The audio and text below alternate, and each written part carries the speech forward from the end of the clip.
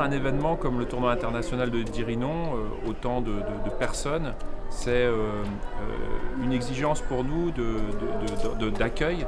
Et cette exigence, elle porte aussi sur les questions d'environnement, puisqu'on va générer un certain nombre de perturbations à l'environnement que l'on essaye de corriger par des actions autour du développement durable depuis 10 ans. Alors la principale action qu'on mène, elle porte sur la gestion des déchets. On produit énormément de déchets sur un événement comme ça. Et on a mis en place l'application d'une règle assez connue qui est la règle des 3 R, réduire, réutiliser et recycler, à laquelle on pourrait même ajouter un 4e qui est refuser. On peut refuser le déchet. D'ailleurs, moi j'invite les gens quand ils vont dans les supermarchés à refuser de prendre un sac plastique. Réduire, c'est par exemple avoir supprimé les gobelets jetables et même les barquettes à frites jetables pour engager les gens dans un principe de consigne. Ça permet d'éviter d'avoir un déchet sur le site. Réutiliser, c'est par exemple avoir acheté un certain nombre de plateaux repas qui nous permettent de chaque année réutiliser ces outils, comme les barquettes, comme les gobelets d'ailleurs aussi. On est dans cette démarche-là. Recycler, c'est quelque chose de plus complexe, mais sur lequel les bénévoles du tournoi ont acquis vraiment un savoir-faire.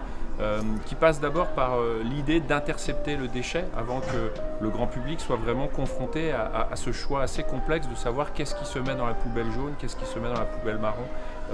Et donc l'interception, c'est par exemple dans tous les stands d'avoir des équipes qui sont formées à pouvoir identifier que les cartons vont dans un bac, que les canettes vont dans un autre bac et identifier tout ce qui se jette dans la poubelle ordure ménagère.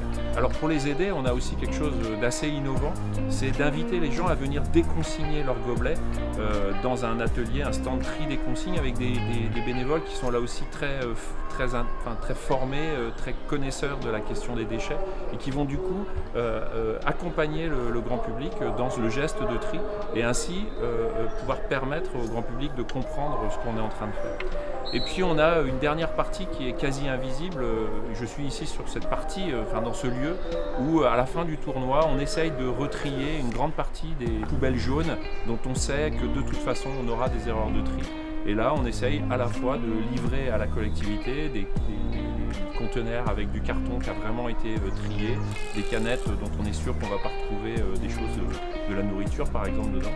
Et ça c'est une partie très importante puisque c'est la qualité du produit qu'on doit livrer à la fin. Pour finir sur cette partie-là, déchets, quand on fait tout ce travail, quand on suit toute cette chaîne, on se rend compte que le déchet finalement a une valeur, que c'est nous qui en sommes responsables et c'est à nous de valoriser ce déchet pour que justement il devienne plus une ressource qu'un déchet.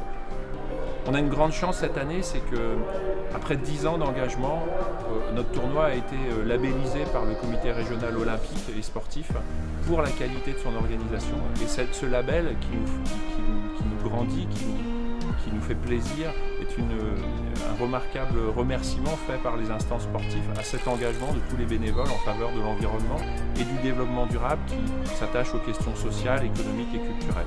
Et donc ça, c'est vraiment des petits coups de pouce qui nous aident à avancer.